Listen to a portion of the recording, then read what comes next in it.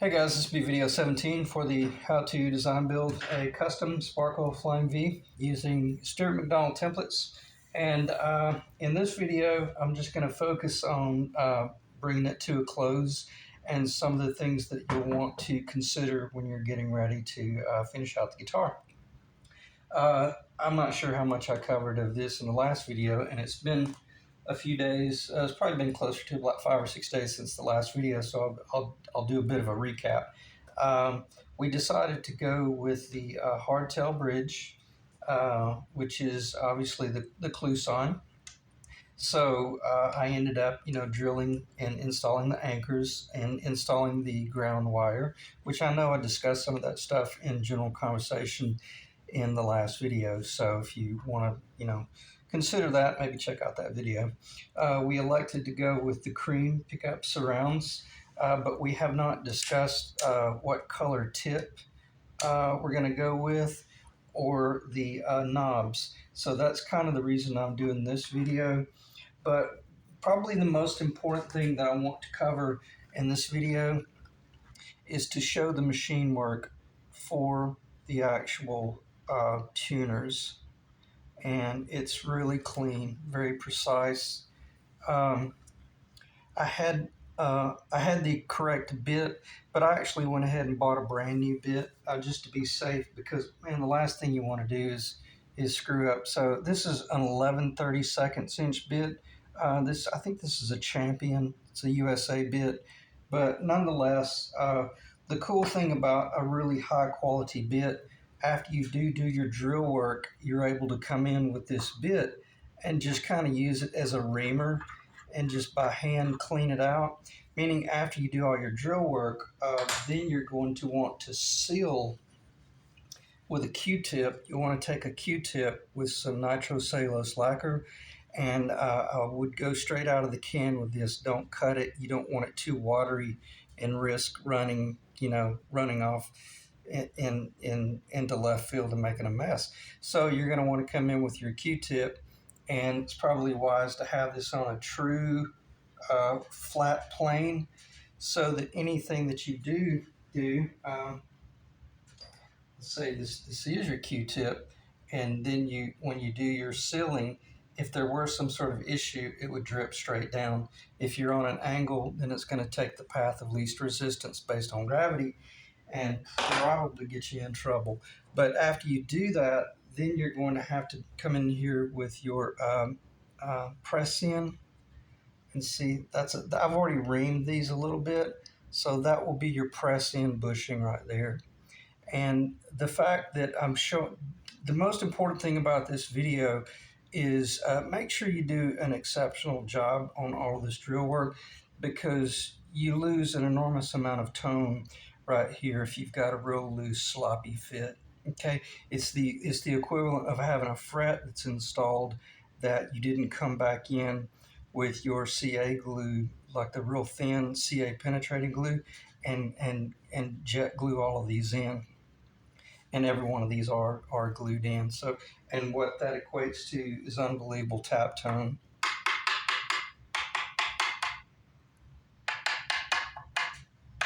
Whether you're in the middle, out on the edge, in the middle. I don't want to waste time with this, but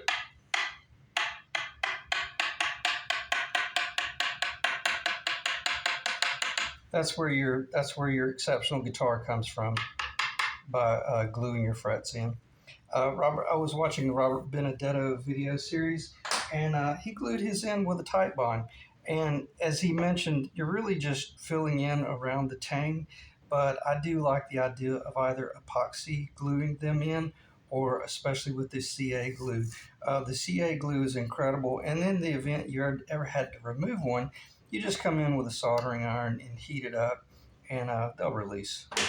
Even the epoxy will release. So what I'm about to do is pause the camera, install these. I want the entire tuner set up. I'm actually going to go ahead and install them on the back, because I want the client to see this headstock either without the stinger or possibly with the stinger. And I got to tell you right now, and it's not me trying to get out of any of the work, but this headstock looks really incredible without the stinger. But it is the client's call to whether he wants to do a stinger or not. If you want to do a stinger, I got to do it tonight because I'm a little bit behind, and I should have already shipped this. I should have shipped this guitar today, and possibly could have shipped it Saturday, but obviously because it's Monday, the Saturday shipment did not happen. But I'm at a point to where if we want to paint this stinger, I've got to paint this tonight and let it dry. And it will dry very quickly. It's only three to four coats, and then I'll buff it in, and it'll all be cool. But I want you to see the guitar without the stinger. Um, Obviously here in just a few minutes once I pause and install them, because I got to tell you, it looks really, really good. So again, it's I'm indifferent. I'll go either way. So let me go ahead and pause, and then I'll do the tuners, and then we'll come in and we'll talk about this P51 Mustang control cover. It looks really awesome. I love stuff like that. So let me pause, do the tuners, and I'll be right back. Okay, I'll do a flyby here of the tuners. I love these. These are really nice tuners. I've always liked the press-in ferrule, but again, they're not very forgiving. Whereas, like if you had the ferrule that had the face nut, they're a little bit more forgiving. If you got a little bit of a wallowed out hole, when you're doing this type tuner and ferrule, everything has to be really precise. This is one of the primary reasons I wanted to do this video, just to show this, because it is very much historically accurate. Let's see if I can get that in the camera. It's hard to, I'm just going to do the best I can. Even though I'm scaled down a little bit, it's still really beautiful, and you can see the distance there off the corner of the housing is really well balanced. Everything's nothing is encroaching there in the middle. So those dimensions that I gave you on my headstock design from just the previous videos, I don't even know where I talked about it now. It's probably 3 or 4 videos back, but it's a perfect size, and it just is. In the event you were going to do some work later on and you wanted to remove these little ferrules, obviously pull the tuner off the back and come in from the back side. It might not be a bad idea to put a soldering iron on it, but you want to come in from the back side with either a punch, and I don't mean take a hammer and blow it out, but just use this to distribute very even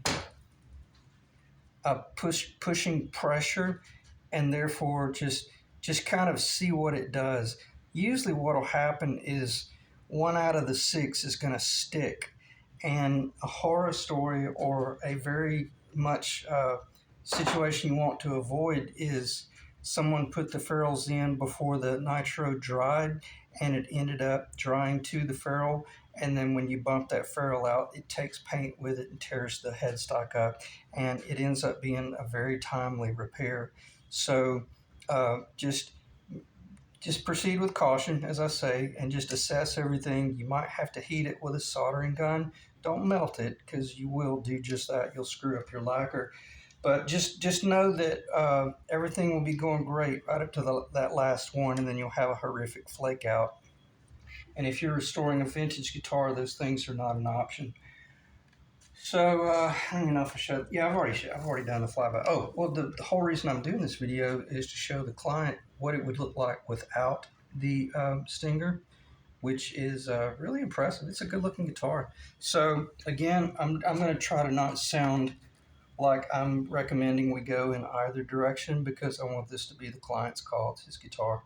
And in the listing, I had mentioned that, yeah, if you want the stinger, I'll do the stinger, blah, blah, blah. But if you don't, we'll leave it off. So it looks really good, just traditionally. So beautiful little guitar. She's going to Ohio. So was it a land of Chrissy Hines? City of Chrissy Hines? Where was? I'm not sure. I think she was from Toledo. I may be wrong about that. Anyway, what I want to talk about, I want to try to keep this video under control and as short as possible. But within a few minutes, I want to have strings on this thing and doing a general flyby and talking about different knobs. So let me check the time here. And let me pause and think about how I want to proceed, because I don't want to overlook anything that might be really important, but I don't want this to turn into a long video at all. So let me pause briefly. I'll spend a little bit more time talking about the headstock location, because since this guitar is going to someone that very likely will have different playing tastes than me. I've set up the guitar at just like a traditional height, but I'll go into a little bit of conversation here in a moment about how much farther you could lower the action and things like that, or what you would do in order to change the nut. So we'll talk about that in a second. But this will show you that by doing all of this woodwork up here under the overlay, it allows you to get a really good bite with your truss cover. And I'll put it on just so you can see the scale and the location, but it's really perfect. It's really beautiful. But as soon as I end this video, I will be removing it, because I relieved the tension on the truss rod when I was doing all the final work. From a vintage standpoint, and I'll get my hand out of the way here in a moment, but I can't risk slipping off this nut and screwing up the paintwork, or slipping off this screw. Doesn't take much tension there at all. But usually I hold my truss rod covers just about a 1/16 of an inch higher than what they're holding them today on the modern guitars, because that looks a little bit more vintage accurate. A lot of the vintage guitars, they were considerable. The truss rod cover was just much, much further above the actual nut location. So it kind of gives it a vintage look. So it's really cool. Hopefully that's on the camera. Should be on the camera right there. Looks really good. Okay, as far as the nut goes, I've already got the nut cut and everything set up, and it's playing really incredible. So much so that I've been playing a lot of like rockabilly, like hybrid picking, where you really dig in and bite in, and then if you're holding a pick, then you can flip over and start doing some really hardcore strumming. I've got it set up so it's not buzzing, it's not fretting out, but even if you play it really, really hard, being an electric guitar. So I would suggest leaving it at that location for a while. If you want to lower the action, maybe start at the bridge first, drop the bridge down just by the thumb wheel screws, and then you're going to want to set up your neck according to your own personal playing style. Some guys like a real flat neck, some like a one with a little bit of forward relief. I'm not going to say one's right or one's wrong, because they're all incredible if it's set up properly. But if you are going to have forward relief, then you might let's say you want a really low nut location, then you might want to run forward relief so it doesn't fret out if you start playing really hard. But if you're playing like real delicate jazzy stuff, then you'll need to take it to someone and let them spend about 3 to 4 hours, setting it up according to you sitting there on the bar stool next to them and saying, "Oh yeah, we're almost there, just a little bit more," and then they cut the nut just a little bit more. But I'm going to leave this loose only because it's plenty strong. It's such a tight fit that the pitch of the strings, the E to E and the others, of course, holds that nut perfectly in place. It's not going to slide around. But if you were playing the guitar and you got to looking at it and you realize you do want a really insanely low action, then what I would recommend doing is just coming in and cutting off. You could use like a 600 grit sandpaper or a 400 grit sandpaper and just go zip, zip, zip. Don't do too much because you might end up creating some sort of twist in it. But you could take just a little bit off the bottom. Therefore, you're taking the entire arc that I've already spent about, I think I spent about 4 hours one night really playing the guitar, breaking it down, cutting the slots, uh, working through and processing through getting the guitar to where I like it, but not taking it so far that you're not allowed to dig in and do real hardcore playing if that's your style. So if that makes sense, if you want to lower the action at the nut location, you could just take it off the bottom of the nut and let the whole thing drop down. So that will keep you from having to cut each nut slot. But if I came in here and epoxied this in or some crap like that, then whomever is cutting the nut slots, now they're going to be working up there. So I'm just going to stop talking about that because I say that to say this. It's impossible to set up a guitar for someone based on either just a conversation or them telling you who their favorite artist is and things like that. So it's one of those things that as a builder, you take it up to a really, really exceptional playing guitar, and usually they're fairly happy with it at that first go around. But if you wanted to customize it to your own personal playing style, then you'd want to get with a pro shop. And if you live in a large city, whether it's Toledo, or you're in Atlanta, or you're in Birmingham, Alabama, or pick your favorite city, Austin, Nashville. There's always going to be someone in a large city that's really, really good at stuff like that. Okay, so let me check the time. And let me pause, collect myself again. But for the most part, what's about to happen is that right there. You can see how I'd already covered that.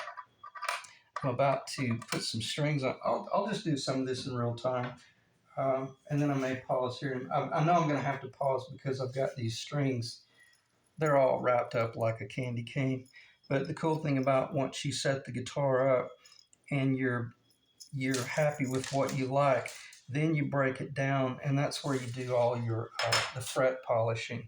And this is where it really turns into a lot of work because these frets went in perfectly. I didn't have any problems with them at all, but number 3 was just a little bit high, so I did rework it a little bit, got it leveled up. I had already done the initial work, and you can just use a regular eraser shield. Works really well. Use the one in the middle, and you can do I'm talking about doing like initial buff work with like a quad alt steel wool, and then once you get the guitar, once you get the frets like hand polished with the steel wool, we haven't come in with any machine work. We haven't like a jeweler's rouge, which I did end up about 2 hours ago doing all the polishing with the jeweler's rouge, which is where I had to come in with tape and tape every one of these frets off and protect the fretboard. And then you're just going through this endless task of back and forth of getting everything perfectly precise, and you're relying on your fret rocker up here on your long distances, and then as you move further down, then you start going with the shorter side, and then when you get up here, then you change over to this side. So if you're going to do fret work, you've got to invest in a fret rocker. That's just one of those things. And I'm not going to talk about doing frets at all because I have covered that in some of the past videos, but it's been about 6 months to a year, and I don't even really remember where I talked about it. But if you've never done fret work, odds are your first 2 or 3 jobs are not going to be very successful.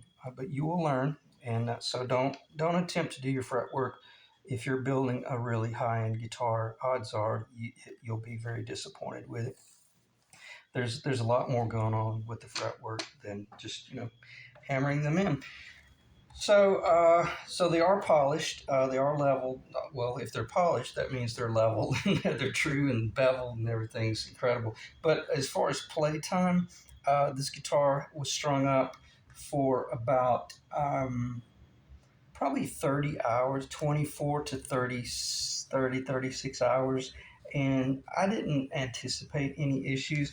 But as soon as I strung it up with this Kluson hardtail with these anchors epoxied in, she went straight to tune, and it never left. It was amazing, which it didn't surprise me because I've built enough guitars to know that if you're working with the Gibson design, uh, that's a brilliant design. And from a builder standpoint for a client, oh man, you're almost guaranteed that you're going to have a really good build. And if there was some sort of if you went with a different bridge system and then there was tuning instability, then you don't really know where that tuning instability might be.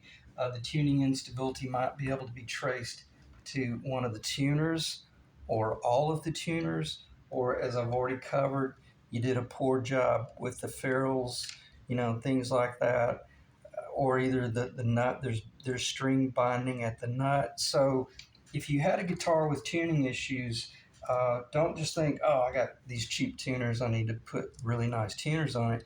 That might have nothing to do with it. It might be somewhere else in the guitar. So, and there's just a myriad of things that it could be.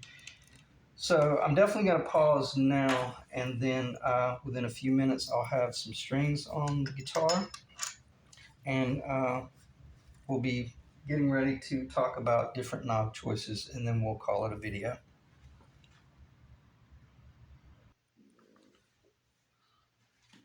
We'll do a quick flyby.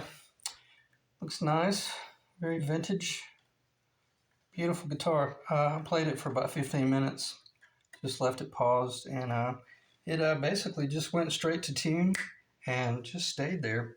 The truss rod is incredibly effective. I can't imagine anyone wanting to change the action much unless you're just really playing something really unique. And I'm just going to stop because we're all different. So nonetheless, plays really good. Sounds amazing. As I mentioned to Todd the other night in email, and I'm not going to play it because the camera will barely pick up an acoustic guitar properly without it sounding like it's being run through a wah pedal. But I'll give it a shot.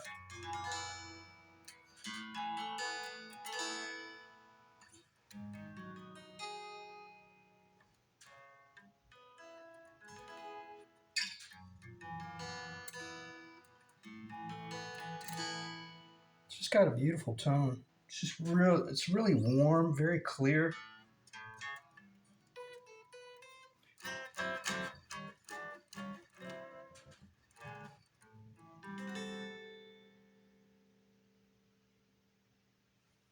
It's still sustaining.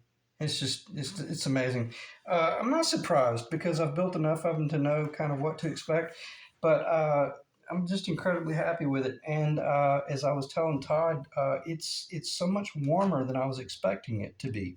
Not muddy, not dark, not nothing soft or woolly. It's just very very rich for such a small body. And I think there's a possibility that you could contribute a lot of that to this width right here. See, a lot of the modern flying V's, they're really narrow right here, and there's not much mass in the middle. But this guitar there's a lot of footprint here. There's a lot of mass, so it equates to just a very resonant, beautiful guitar. So extremely happy with it. I think I've already covered this enough to let you know that's my design. I haven't seen anybody do this on a flying V. We've already talked about this, but basically, as you see, it's not hitting the body. This will go behind your strap. Your strap will lock that in, and then this will go to your wireless pack for your performing guitarist. And as I've already mentioned, when you're sitting in a chair, you don't feel it. it's, you know how we let it straddle our right leg. It's just a really amazing design, so it works really well. And I guess that's kind of it. There's really not a lot to talk about other than I really hope the camera picked up just some of the clear cordal work, just, you know, just enough to let you know that the antique pine quarter sawn is an exceptional body wood to go with, especially with the Honduran mahogany neck. That's a rosewood fretboard, 12-inch radius, 17-degree pitch headstock, 1 11/16 inch nut, 2 3/16 inch width at the 18th fret, 24 3/4 inch scale. It's a beautiful sounding guitar. So if you want to build a guitar, just go by those specs. And I think the fact that the antique pine is quarter sawn is the key. And this body is, I had mentioned it's 1 5/8 of an inch. It's actually 1 11/16 of an inch. It's a little bit over 1 5/8 inch thick. I know the thickness has a lot to do with the guitar as well. I think if you were to go thicker, like 1 3/4, it would probably get a little bit brighter. But I don't know what would happen if you got any thinner, which I wouldn't recommend because you just don't need it. It's a beautiful, you know, it's a beautiful guitar. As far as, you know, and I can't do a flyby because it's so big, but just everything about the little guitar is really beautiful. So this might do it a little bit of justice. But what I'm talking about this width here. You know, you don't want it to get too thick, but obviously you don't want to get too paper thin either. So anyway, I think it's pretty important before the video gets too long that I just show a few of these little options. So let me just dive right in. Okay, now I'm not providing these knobs. I don't have a problem providing the others only because these won't fit. These are just for mock-up purposes. They're cut they're cut out so I can use them for mock-up. But if you were getting ready to build your guitar and you were going to go with the modern look, we've already covered this, and I'm just going to spend about 5 minutes with this. I'm not going to spend much time talking about this at all. But that would be your guitar if you went with a little bit more of a modern look.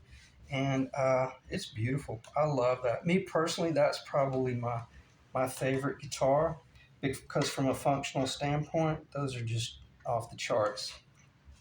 So take that in, but I don't have a problem providing the black tip.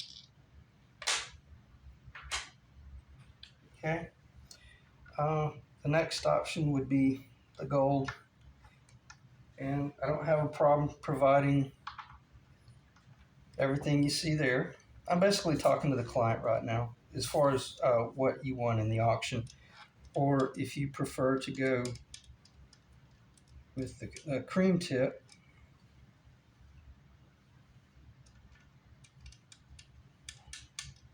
That's a pretty little guitar as well. That's really beautiful. It's very classic.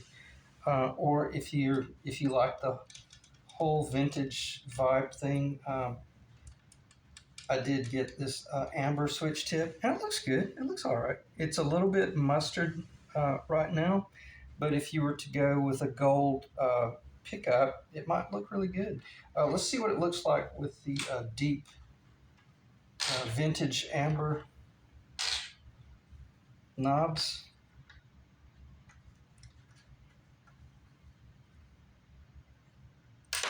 Well,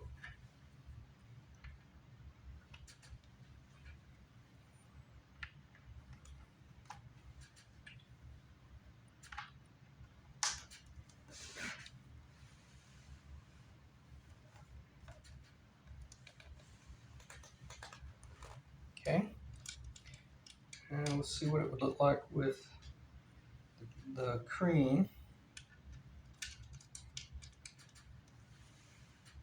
Looks really nice. And the black, or I should say, or the black.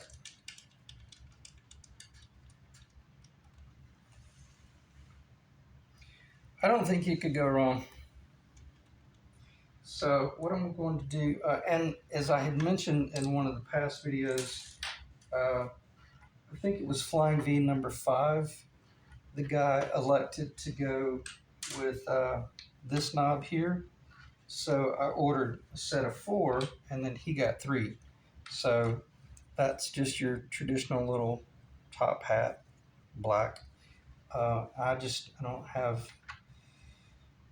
have any to show what it would look like. So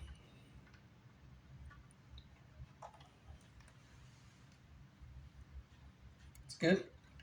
Again, I think if you were going to go with the black, I don't know if the cream would look good. Again, I do not have the black. I don't have these. If that's what you want, you're on your own. So you'll have to, and I'll tell you where to get them. They're only like $11 off of eBay. These are not like Gibson manufactured. These are just your little reproduction knobs, and they look great. They function fine. You know, the grip is fine. The scale is fine. But this is a USA thread. It's not metric because these are the CTS 525K split shaft, but solid. They're not solid. They're brass shafts, but they are the split. And the knurls are for the USA knobs. Okay, so let's pull this off and see what it might. I'm not sure if I showed it with the cream. I may have, but probably. Again, yeah, I think I did because I mentioned my favorite guitar. That's probably my favorite guitar right there. And even with the cream, I don't think you could go wrong with the cream tip or the black. Either one would look really good. And then gold or nickel or chrome. Again, these are nickel. This is all nickel, the Cluson. And if you give it about a year or two, it'll start aging a little bit. I lived in South Florida on a boat for quite a while, and I had some nickel hardware. It was not Cluson, but it was on my little Penguin replica. And man, that stuff aged really fast in the saltwater climate. So I don't know. That's really interesting. But nonetheless, I'll just flip this over and talk about it briefly because I've talked about it enough. Oh yeah, I might actually have to pull the cover. I forgot about that. But see, that's all torqued down so that now you got, and I don't have my tapping tool, and I don't want to bang on this because I don't want to put any dents in it.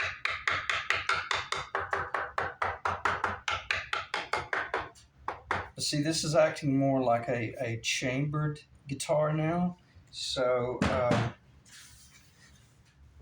I'll see if I can do this real time without it taking up too much time. But by having this, I think this is a 3/16 inch cover. Yeah, it is. 3/16 of an inch thick. Basically, these are pickup screws, the little pickup surround screws. And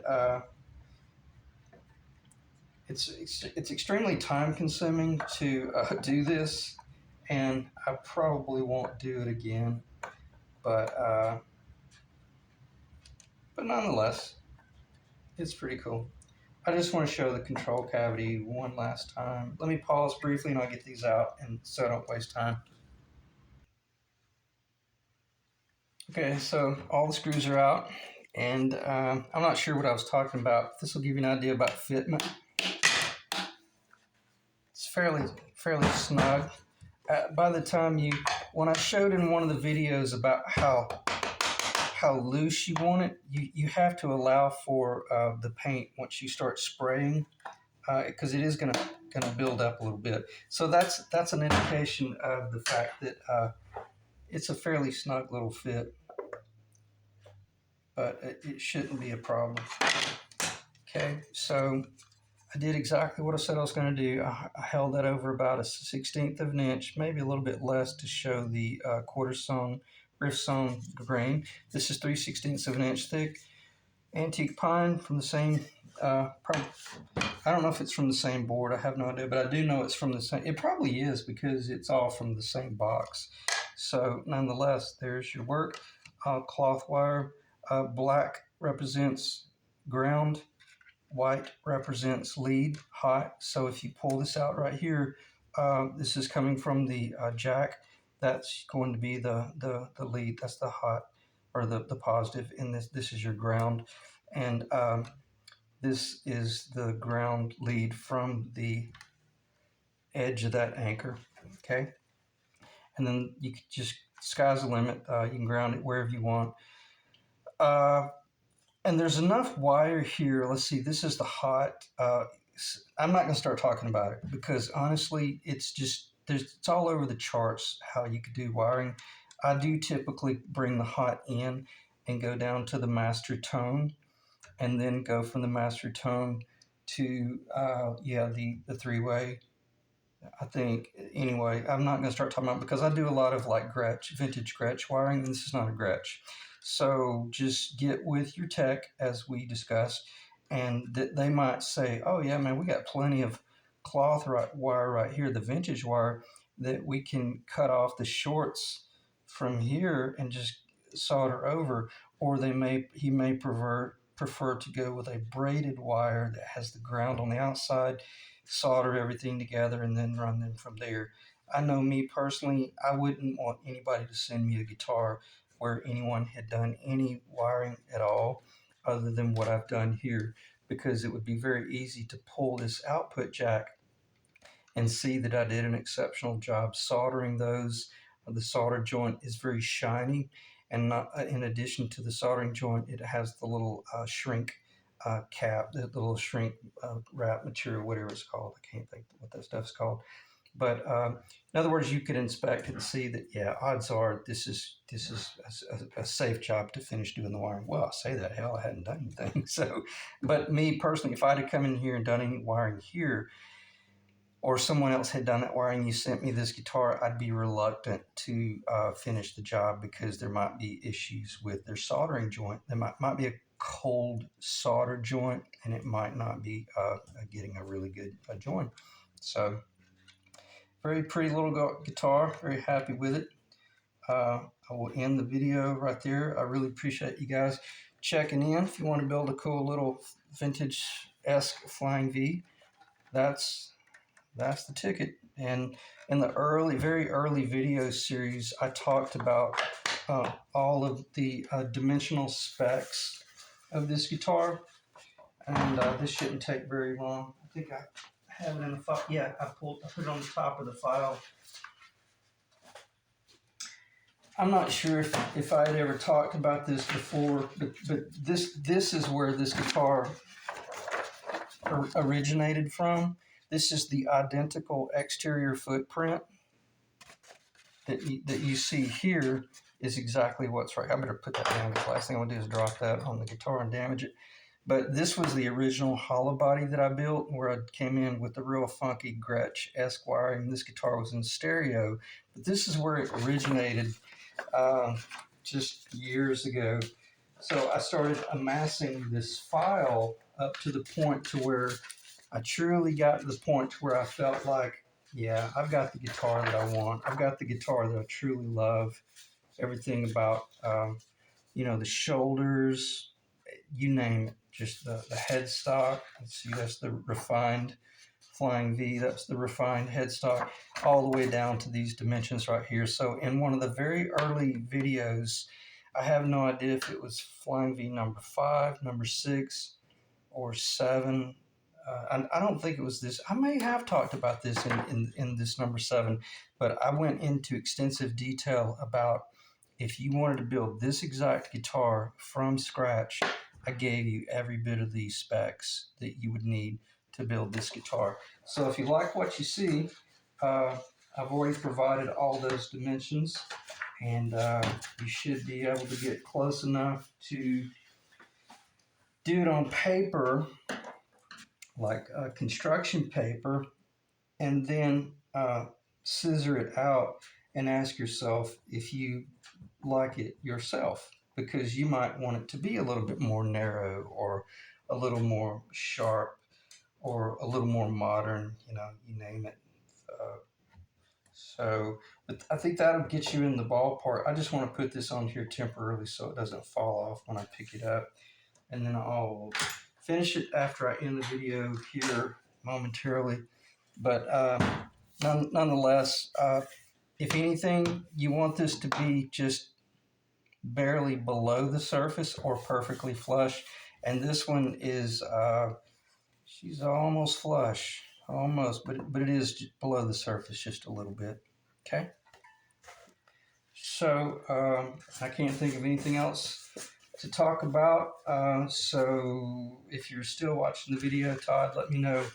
And I'm going to shoot you an email here in just in a minute. Actually, you will receive this email before this video uploads, but I need to find out whether you want to do the stinger on the back of the headstock or not. And if you don't, it'll ship early in the morning. If we do the stinger, I probably won't be able to ship it until about 5 tomorrow, because I will need to make certain that it really dries a few coats, and then I'll shoot one coat of clear on it and buff it a little bit and all that jazz. So otherwise, as I say, I'm just going to stop talking. I appreciate you guys checking in, and I will see you in the next video. Thanks.